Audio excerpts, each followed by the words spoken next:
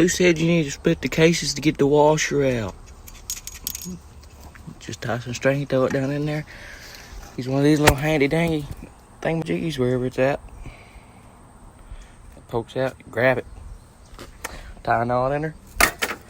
Pull her out. Pull her right out. I already did one on this four-wheeler, but this is a spare motor I got. So what you want to do, you're going to take the side case cover off, but if you want to go ahead and get this loose up here with the cam, make sure you set it to top dead center with this. You got to take this cap off and this cap off. This cap right here is the one that you spin the motor over with, and there's a T in here. Once that T lines up with the mark, it's top dead center. But you're going to mark this, and this is a 6 millimeter, what is it, star bits or whatever they're called? Not star bits, hex head. I don't remember what they're called. Once you see it in there, you'll know what I'm talking about. But after that, get it top dead center. You want to mark where the cam's sitting. That's how I did with this one. Mark where the cam's sitting. This one, I just put it back to top dead center on how it was. This is where top dead center is, but I doubt this motor's on top dead center. I should probably take this spark plug out and set it to top dead center, but I'll probably end up doing that after I'm done. But what you want to do, some people take the timing chain tensioner out. You can take the timing chain tensioner out, but what I did on this motor, I took the timing chain tensioner out of that. But you learn new ways to do things instead of by the book. It's better to go by the book, but this is the faster way, and it's much easier. Right now, the timing chain's set to the tightest thing with the tensioner. You're gonna want to turn it like you're tightening it, and you can see that timing chain back off, and it's giving it slack. See, look. See, I can't take the timing chain up off the, like I'm pulling, I can't take the timing chain off the timing chain. I mean, off the cam. So what you do is, you loosen this, and then now,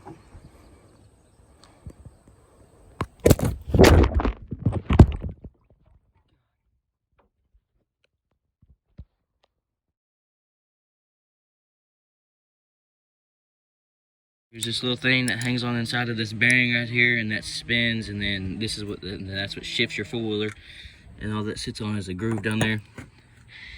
And on your four-wheeler, the bearing might not slide right out. My bearing slides right out, and this one's this one's correct threads, this one's reverse threads. Right threads, reverse threads. Mine were both the same size. I've seen some people say that theirs are different sizes, but you gotta undo that. I had to do something with my clutches. I had to like take them out, and I didn't have to really take my clutches out on that. But on my four-wheeler, I had to take them out. Remember why I had to take them out though. I think I had to take them out because it wouldn't slide on correctly or something like that. But mine was 20 turns out, 20 turns in, was fully tight. So basically just 20 turns until it gets tight. You take that off, but you're gonna have to take this off first. This pops off, and you might have to use like a pulley, or not a pulley, a puller. Like I said, you take all this stuff apart. Now, what you're gonna do next to take the timing chain completely out is you're gonna take these wet clutch out. That's reverse threads. This is right threads, both the same size on my four-wheeler. Then you're gonna have this mechanism in here. The bearing sits inside here, and then all this stuff goes up here inside this hole. The bearing sits inside there. Then this sits inside the bearing like this, goes in there, and then this hooks onto that and goes on that little loop right there, kind of like that, and holds that up in place. Then what you're gonna do is you're gonna take the wet clutch off, oil pump off. You don't have to take the oil shield off because it comes off with the oil pump. Then you're gonna have to you will have to use a puller. I had to use a puller with my other four-wheeler. Looks like this. Hook it onto the side, stick this little point right here in the little hole, and put a 17 millimeter socket on it. I believe what that size is, but y'all's are probably different. First time it got tight, pulled it, popped it right off. That's if your four-wheeler hasn't had one of these replaced, it might come off super easy with a tap of a rubber mallet or a regular hammer. Just make sure not to scar it up. But after that, you take the oil pump off. Then you're gonna take the main clutches off. Right threads, that's correct threads. Once you take that off, then you're gonna take this main gear off, and make sure you take, whenever you're taking the oil pump off, there's another bolt in behind here to take this oil line off. You can just leave it hooked on because it hooks to the oil pump right there with this bolt right there. So you can leave that hooked up. Take that off. Take this main gear right here, take it off. And mine's got a little play in it, but don't know. Probably because this isn't pushed all the way back onto it. Take that main gear off, and then, like I said, loosen the timing chain. I already put mine back together because I already did it. I'm just running back through. Take the timing chain tensioner off. You don't have to take this off as long as you got the timing chain tensioner completely out. This will fall back and you won't have to deal with that, but it is a little tricky to get it back through here because you got to take it, comes off the shaft and comes off right here. There's a shaft right there. Just basically pull it out. It's a little tricky. You might nick this one up a little bit trying to pull it out, but it doesn't hurt it. All it is a guide that comes up right here and right here. I've heard people say that you got to split the cases to do that, and I'm not splitting the cases. So yeah.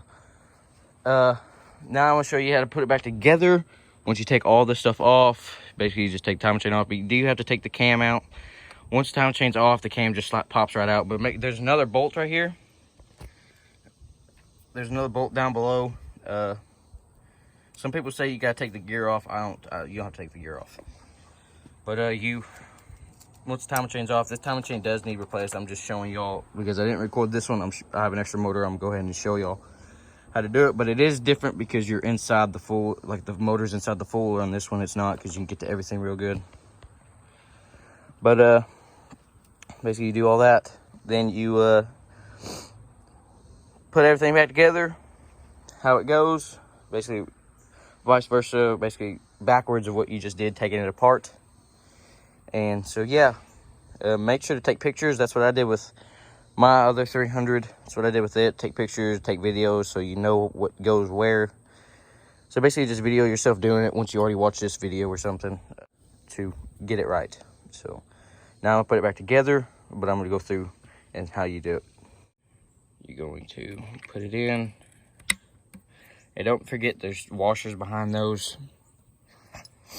You're gonna slap that in there, and you're going to put this on like this, like so. Then I said you gotta take this, it's grooved down in there, and it slides on right here, and there's a washer on the back of that, as you can see. I'll slide it on, line it up, by pulling that up, and it lines it up. Then you're going to basically move on to this right here. What you're gonna do to this is, this is your reverse actuator here, and as you can see, what you're gonna do, flip it over, grab a 10 mil. Hang on. Now what you're gonna do is you're going to stick the 10 mil up on there. You're going to break that loose. Mine wasn't even broke loose. So break it loose with whatever you prefer. Impact. Impact's the fastest. That's why I use it. Some people say you're going to strip it. Now if you thread it in halfway, whenever you're going to put it back on, do that. Then push that out through the other side. Sometimes they're a little hard to pull out, so flip it over and actually pull on it. Flip this camera over. Oh, I can't do that actually. But you're gonna pull it out. Well, hang on, let me get a screwdriver, Phillips flathead, whatever you want. Go to the other side, tap it with a hammer, it should pop right out. Alright, so got y'all tripod so y'all can see what I'm doing. So like I said, grab a screwdriver, hammer, put one knee on it if you want, or however you have this done. Put it on that hole and tap it out. use whatever hammer you want. Rubber mallet, I'd rather do it because it doesn't really mess anything up. And it fell on the ground, so what you're gonna do, since this is where the oil goes, not be like me and put something on the ground, but I got a rag and I'll clean it up. But grab it, and there's a little C-clip right here. You don't gotta mess with the C-clip. You're gonna take it. I figured out how it goes on. Spring is sitting right here. You can't really see it because whatever's in the way here. You're able to see. So, spring sitting right here, and it's supposed to sit on top of the oil filter, internal oil filter is what I'd call it. So you get it on where the bar is facing, how it is there, and then you're gonna take this. You gotta make sure it lines up right. You don't gotta do this, but you just really remember how it lines up. And then slide that on there, and there it goes. And it puts it in reverse somehow. I guess it's something in behind there, but yeah. Goes in there normal. Then you take this, you gotta pull it out before you do any of that. Make sure it's on this groove right here. There's a groove that sits in. You're gonna pull those together.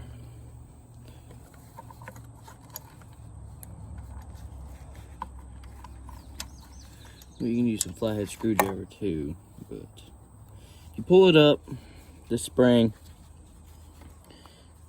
and it pushes real easy, and you get it level, and it just sits up there, and you're good.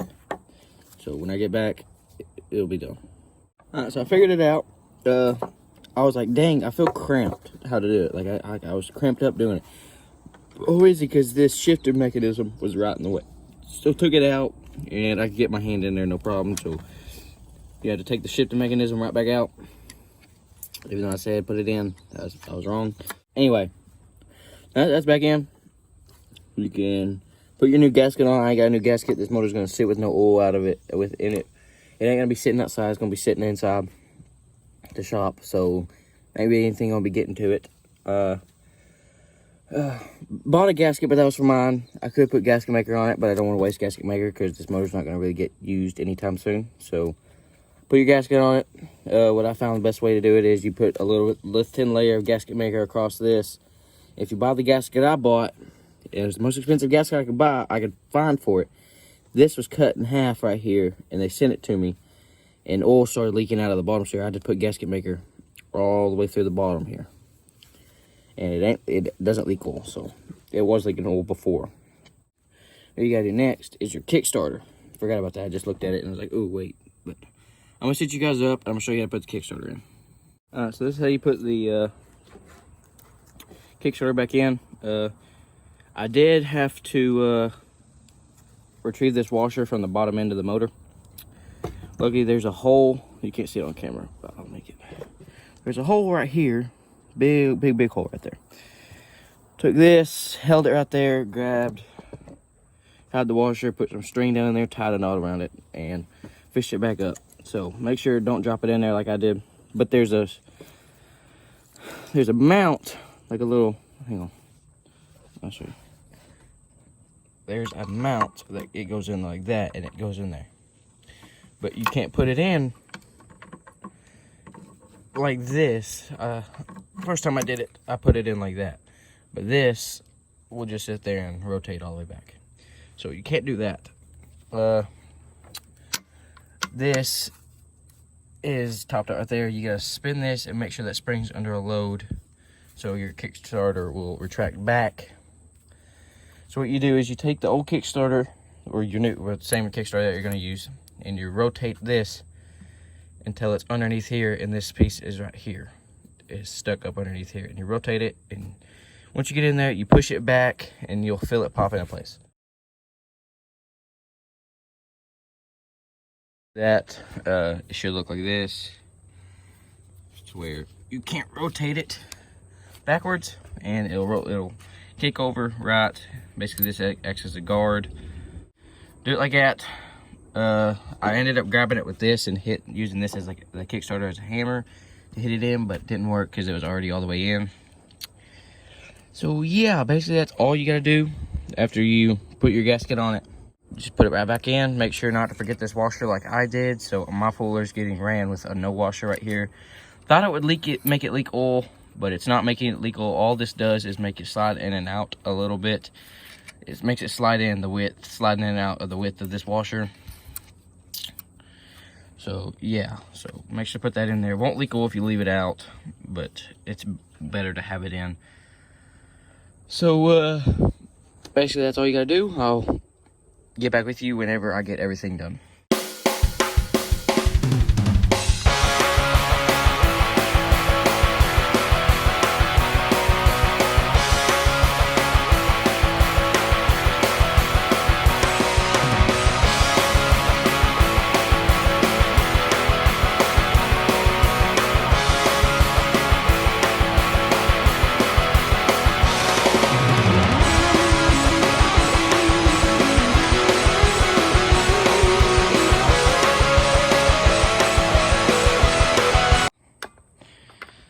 Should have videoed this, but it was basically just a headache because it was my first time doing it. This was so super easy.